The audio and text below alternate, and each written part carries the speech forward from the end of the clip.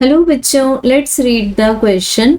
In a uniform gravitational field the centre of mass of the body and the centre of gravity blank with each other. So बच्चों, question को हम refer कर सकते हैं 11th NCERT part 1 page number 145 में. सो यहाँ given है हमें कि एक यूनिफॉर्म ग्रेविटेशनल फील्ड है.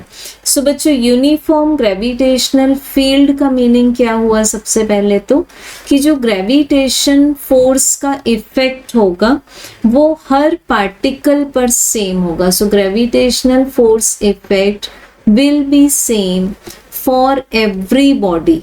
अब यहाँ पर मान लेते हैं हम एक बॉडी, एक रिजिड बॉडी. तो इस रिजिड बॉडी में डिफरेंट पार्टिकल्स होंगे.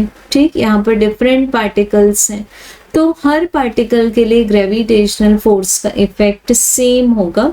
तो अगर यहाँ पर ग्रेविटेशनल फोर्स का इफेक्ट सेम है means that field is called as the uniform gravitational field.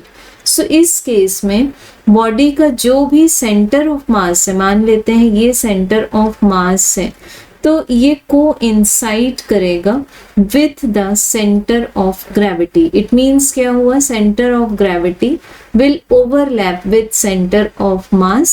अब सेंटर ऑफ मास क्या है? जहां हम मानते हैं कि पूरी बॉडी का मास कॉन्सेंट्रेटेड है सो दैट हम बॉडी को मान सकें कि वो न्यूटन्स लॉज को ओबे करती है. अब सेंटर ऑफ ग्रेविटी क्या है?